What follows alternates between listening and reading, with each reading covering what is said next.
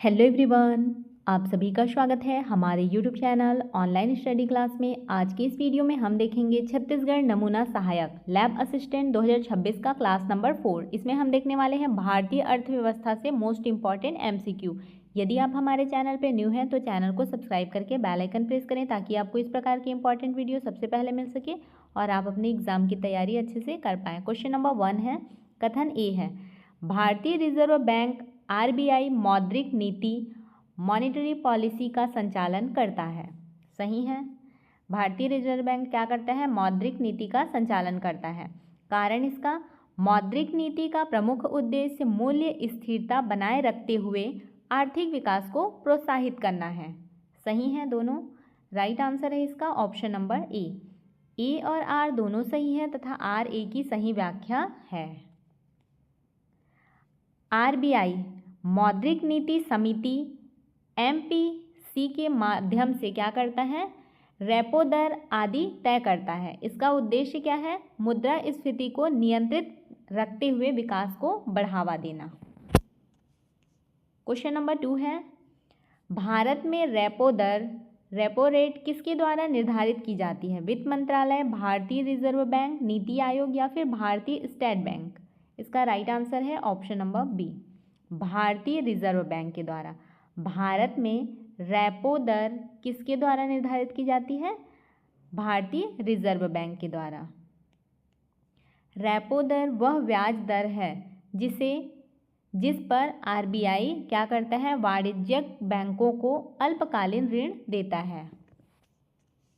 Question number 3 है, सही युग्म सूची 1 और सूची 2 दिया हुआ है। रेपो दर का क्या हो जाएगा? अभी देखे हैं, आरबीआई द्वारा बैंकों को ऋण। रिवर्स रेपो क्या होता है? बैंक आरबीआई में धन जमा करते हैं। और सीआरआर क्या है? नगद आरक्षित अनुपात। इसका राइट आंसर है ऑप्शन नंबर ए, 1 का ए, 2 का बी और 3 का सी। रेपो क्या है? आरबीआई से ऋण। रिवर्स रेपो क्या है? आरबीआई में धन जमा। और सीआरआर क्या है? Cash reserve ratio. Question number 4 है, निम्नलिखित घटनाओं का सही कालक्रम चुनिए बोल रहा है। वस्तु एवं सेवा कर जीएसटी दिया हुआ है, जन धन योजना दिया है, डिजिटल रुपया और यूपीआई का शुभारंभ। तो सबसे पहले नंबर पे आएगा, सबसे पहले क्या हुआ था? जन धन योजना, ये पहले नंबर पे। फिर उसके बाद यूपीआई का शुभारंभ सेकंड नंबर पे। फिर वस्तु एवं सेवा कर जीएसटी तीसरे नंबर पे। और डिजिटल रुपया सीबीडीसी पायलट, ये आ जाएगा लास्ट में 4th नंबर पे। इस प्रकार से राइट आंसर क्या हो जाएगा? 2 4 1 3। 2 4 1 3 किस में दिया हुआ है? ऑप्शन नंबर ए में दिया है। ये क्या है? राइट आंसर है। जनधन ये कब हुआ था? 2014 में जनधन योजना, यूपीआई 2016, जीएसटी 2017 और डिजिटल रुपया पायलट 2022। क्वेश्चन नंबर 5 है, भारत में जीडीपी का अनुमान आधारिक रूप से कौन जारी करता है? भारत में जीडीपी का अनुमान आधिकारिक रूप से कौन जारी करता है बोल रहा है? आरबीआई, एनएसओ, राष्ट्रीय सांख्यिकी कार्यालय, वित्त आयोग या फिर नीति आयोग? इसका राइट आंसर है ऑप्शन नंबर बी, एनएसओ, राष्ट्रीय सांख्यिकी कार्यालय क्या करता है? जीडीपी का अनुमान आधिकारिक रूप से जारी करता है। एनएसओ पूर्व में सीएसओ राष्ट्रीय आय एवं जीडीपी के आधिकारिक आंकड़े जारी करता है। क्वेश्चन नंबर 6 है, मुद्रास्फीति इन्फ्लेशन मापने के लिए भारत में खुदरा स्तर पर प्रमुख सूचकांक कौन सा है बोल रहे हैं? डब्ल्यूपीआई, सीपीआई, आईआईपी या फिर पीएमआई? इसका राइट आंसर है ऑप्शन नंबर बी, सीपीआई।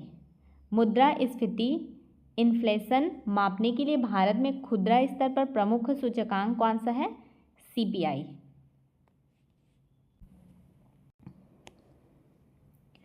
व्याख्या है, मौद्रिक नीति के लिए आरबीआई मुख्य रूप से उपभोक्ता मूल्य सूचकांक सीपीआई आधारित खुदरा मुद्रास्फीति को लक्ष्य बनाता है। क्वेश्चन नंबर 7 है, कथन कारण है इसका, कथन में बोला गया है जीएसटी एक गंतव्य आधारित डेस्टिनेशन बेस्ड कर है, बोल रहे हैं। जीएसटी क्या है? एक गंतव्य आधारित कर है, सही है। कारण इसका जीएसटी का राजस्व वस्तु या सेवा के अंतिम उपभोग वाले राज्यों को प्राप्त होता है, ये भी सही है। राइट आंसर है ऑप्शन नंबर ए और आर दोनों सही हैं तथा आर ए की सही व्याख्या है। जीएसटी उपभोग आधारित अप्रत्यक्ष कर है, इसलिए कर का लाभ उपभोग करने वाले राज्य को मिलता है। क्वेश्चन नंबर 8 है, भारत में मौद्रिक नीति समिति एमपीसी में कुल कितने सदस्य होते हैं? 4, 5, 6 या फिर 7? कितने सदस्य होते हैं? कुल 6 सदस्य होते हैं। भारत में मौद्रिक नीति समिति एमपीसी में कुल 6 सदस्य होते हैं। एमपीसी में 6 सदस्य होते हैं, 3 आरबीआई से और 3 केंद्र सरकार द्वारा नामित। क्वेश्चन नंबर 9 है, स्टैगफ्लेशन का अर्थ क्या है? बोल रहे हैं उच्च विकास और कम मुद्रास्फीति, आर्थिक मंदी के साथ उच्च मुद्रास्फीति, केवल बेरोजगारी, केवल मुद्रा अवमूल्यन। इसका राइट आंसर है ऑप्शन नंबर बी, भारतीय मंदी के साथ उच्च मुद्रास्फीति। किसका अर्थ है ये? स्टैगफ्लेशन। इसका अर्थ है आर्थिक मंदी के साथ उच्च मुद्रास्फीति। स्टैगफ्लेशन वह स्थिति है जिसमें आर्थिक विकास धीमा हो, बेरोजगारी अधिक हो तथा मुद्रास्फीति भी ऊंची बनी रहे। क्वेश्चन नंबर 10 है, भारत में वित्त आयोग का गठन कितने वर्षों के अंतराल पर किया जाता है? 3 वर्ष, 4 वर्ष, 5 वर्ष, 6 वर्ष? राइट आंसर है ऑप्शन नंबर सी, 5 वर्ष। भारत में वित्त आयोग का गठन कितने वर्षों के अंतराल पर किया जाता है? 5 वर्षों के अंतराल पर। संविधान के अनुच्छेद 280 के अनुसार राष्ट्रपति सामान्यतः प्रत्येक 5 वर्ष में वित्त आयोग का गठन करते हैं।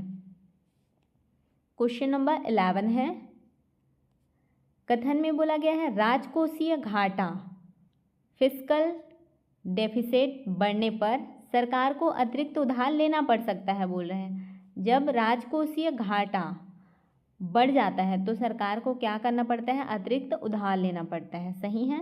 कारण इसका राजकोषीय घाटा सरकार के कुल व्यय एवं कुल प्राप्तियों उधार को छोड़कर के अंतर को दर्शाता है, सही है ये भी। राइट आंसर है ऑप्शन नंबर ए और आर दोनों सही हैं तथा आर ए की सही व्याख्या है।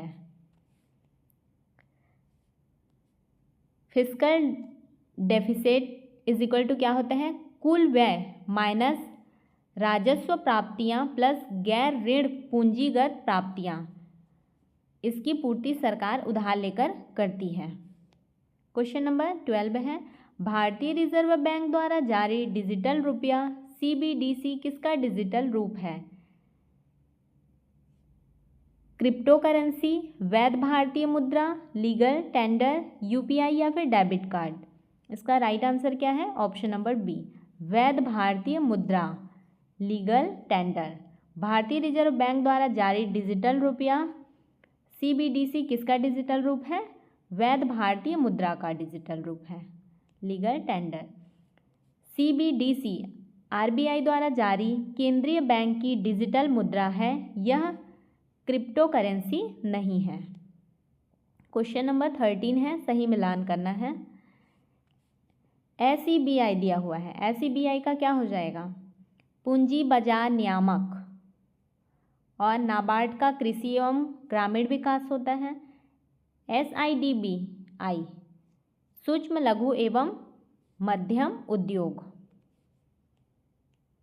राइट आंसर है ऑप्शन नंबर ए, 1 का ए, 2 का बी और 3 का सी। एसईबीआई क्या है? पूंजी बाजार। नाबार्ड क्या है? कृषि एवं ग्रामीण विकास है। एसआईडीबीआई क्या है? एमएसएमई क्षेत्र के विकास के लिए कार्य करता है। ये एमएसएमई क्या है? Micro small and medium enterprises, इसके लिए कार्य करता है एसआईडीबीआई। क्वेश्चन नंबर 14 है, कालक्रम। निम्नलिखित का सही कालक्रम चुनिए, बोल रहे हैं। तो पहले नंबर पे आएगा एसईबीआई की स्थापना। एसईबीआई का फुल फॉर्म क्या है? Securities and exchange board of India होता है, exchange board of India. NPCI की स्थापना दिया है, ये दूसरे नंबर पे आ जाएगा। इसका फुल फॉर्म क्या होता है? NPCI दिया है, N का नेशनल पेमेंट्स, C से होता है corporation of India, national payments corporation of India इसका फुल फॉर्म है। GST क्या है? GST लागू, ये थर्ड नंबर पे आ जाएगा। GST का फुल फॉर्म तो सबको पता ही है। डिजिटल रुपया CBDC पायलट, ये फोर्थ नंबर पे आ जाएगा। इस प्रकार से इसका राइट आंसर है ऑप्शन नंबर ए, 1 2 3 4, ऑप्शन नंबर ए राइट आंसर। SEBI ये 1988 1992, NPCI 2008, GST 2017 और CBDC पायलट 2022। क्वेश्चन नंबर 15 है, भारत में यूपीआई का फुल फॉर्म क्या है? यूनिफाइड पेमेंट्स इंटरफेस का संचालन किस संस्था द्वारा किया जाता है? RBI, NPCI, NEBI या फिर SBI? राइट आंसर है इसका ऑप्शन नंबर बी, NPCI के द्वारा। भारत में यूपीआई का संचालन किस संस्था के द्वारा किया जाता है? NPCI। यूपीआई का विकास एवं संचालन national payments corporation of India NPCI द्वारा किया जाता है। क्वेश्चन नंबर 16 है, FDI का अर्थ है, क्या है इसका अर्थ? इसका अर्थ देखते हैं, फॉरेन डेट इन्वेस्टमेंट दिया है, फॉरेन डायरेक्ट इन्वेस्टमेंट या फिर financial development index. Fourth number पे दिया हुआ है फेडरल डिपॉजिट इंश्योरेंस। तो FDI का अर्थ क्या है इसमें से? इसका अर्थ है फॉरेन डायरेक्ट इन्वेस्टमेंट। किस पे दिया है? ऑप्शन नंबर बी में। ये क्या है? राइट आंसर है फॉरेन डायरेक्ट इन्वेस्टमेंट, इसको याद रखना है। व्याख्या में दिया हुआ है, FDI में विदेशी निवेशक किसी कंपनी में दीर्घकालीन निवेश एवं प्रबंधन में भागीदारी करते हैं। क्वेश्चन नंबर 17 है, कथन ए है, यदि RBI रेपो दर बढ़ाता है तो बाजार में ऋण महंगा हो सकता है। सही है, रेपो दर बढ़ाने से क्या होगा? बाजार में ऋण महंगा हो जाएगा। कारण, रेपो दर बढ़ने पर बैंकों के लिए RBI से उधार लेना महंगा हो जाता है। सही है, रीज़न एकदम सही है। राइट आंसर है ऑप्शन नंबर ए और आर दोनों सही है तथा आर ए की सही व्याख्या है। रेपो दर बढ़ने पर बैंक ऋण की ब्याज दरें बढ़ा सकते हैं, जिससे मुद्रा आपूर्ति और मांग पर प्रभाव पड़ता है। क्वेश्चन नंबर 18 है, निम्नलिखित में से कौन सा प्रत्यक्ष कर डायरेक्ट टैक्स है? GST, सीमा शुल्क, आयकर या फिर उत्पाद शुल्क? राइट आंसर है ऑप्शन नंबर सी, आयकर। निम्नलिखित में से कौन सा प्रत्यक्ष कर डायरेक्ट टैक्स है? आयकर। आयकर क्या है? प्रत्यक्ष कर है, जबकि GST सीमा शुल्क एवं उत्पाद शुल्क क्या है? अप्रत्यक्ष कर है। क्वेश्चन नंबर 19 है, चालू खाते का घाटा करंट अकाउंट डिफिसिट CAD किससे संबंधित है? बोल रहा है केवल सरकारी बजट, देश के विदेशी व्यापार एवं सेवाओं के लेन देन, केवल बैंकिंग या फिर केवल शेयर बाजार?